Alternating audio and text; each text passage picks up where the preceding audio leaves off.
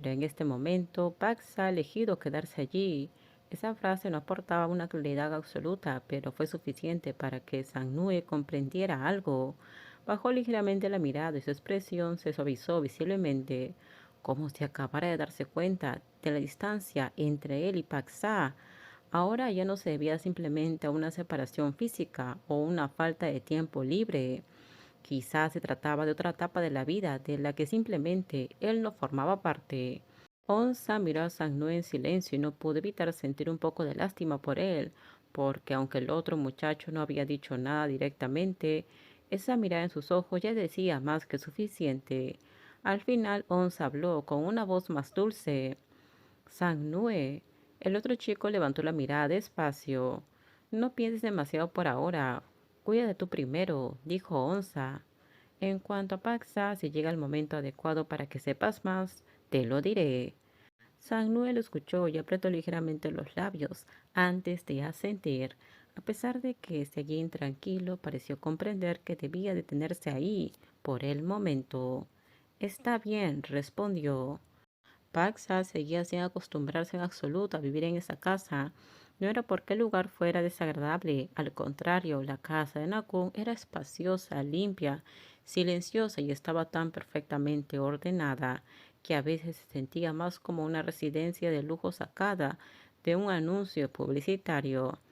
El problema no era la casa, el problema era él. Todavía no sabía dónde encajar en un espacio donde todo parecía seguir un orden meticuloso, donde todos ya se habían encargado de resolver cada detalle por él.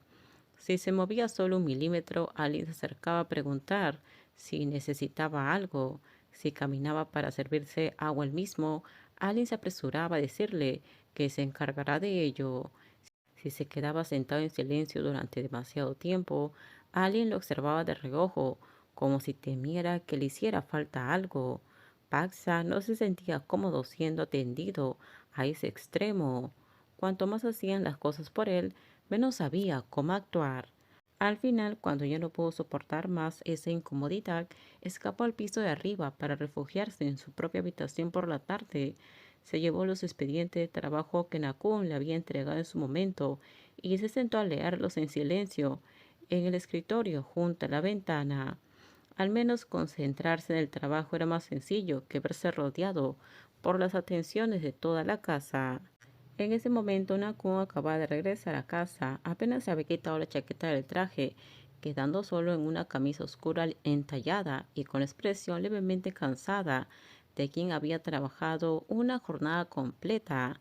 Pero en el instante que supo que Paxa se negaba a bajar a cenar, su semblante se tensó de inmediato. Acto seguido subió hacia la habitación sin perder tiempo. Llamaron a la puerta una sola vez antes de que se abriera el segundo siguiente. Paxta levantó la mirada de los documentos de inmediato. Al ver que se trataba de Nakun, se congeló un poco, tomado por sorpresa. El otro hombre se paró en el umbral. Sus ojos afilados recorrieron la habitación brevemente. Los expedientes esparcidos por el escritorio, el vaso de agua que apenas había sido tocada y un muchacho terco sentado allí, aferrado al trabajo. ¿Por qué no bajaste a comer? Su voz no era muy alta, pero poseía una calma suficiente para que quien la escuchara supiera de inmediato que estaba disgustado. Aún no tengo hambre. Nakun lo miró fijamente por un momento, como si no estuviera dispuesto a aceptar esa respuesta tan fácilmente. Incluso si no tienes hambre, tienes que comer. Dejar que todos preparen la mesa y se queden esperándote de esa manera no está bien. Pax evitó su mirada y en su lugar bajó los ojos hacia los documentos. Paxa, esta vez su voz descendió a un tono más grave. Ya te lo había dicho, ¿no? Incluso si quieres trabajar, eso no significa que debas encerrarte aquí de esta forma. Aquellas palabras hicieron que Paxa se volviera a mirarlo de inmediato. Su semblante se tornó un tanto severo, como el de alguien que sin pretenderlo de pronto se sintió herido. Solo estaba leyendo los documentos, respondió. Su voz no era alta, pero resultaba evidente que estaba resentido. Tampoco es como si hubiera ido a causarle problemas a nadie. Nakun se pausó un instante, como si solo entonces se diera cuenta de que su tono había sonado demasiado duro. Al ver el rostro de Paxa, la manera en que sus labios se fruncían levemente, como los de alguien molesto que aún intenta contenerse. No quise decir eso, dijo deprisa, con una voz más dócil. Paxa siguió con los labios apretados y no respondió de inmediato. Nakun dejó escapar un suspiro silencioso. Está bien, lo siento. Esa disculpa hizo que Paxa parpadeara sorprendido, como si no se lo hubiera esperado. Normalmente Nakun no era la clase de persona que pasaba tan rápido de regañar a reconfortar a alguien. Pero cuando el otro hombre se inclinó un poco para quedar a la altura de sus ojos y lo miró fijamente en silencio, el pequeño nudo de resentimiento dentro de su corazón comenzó a desvanecerse de inmediato.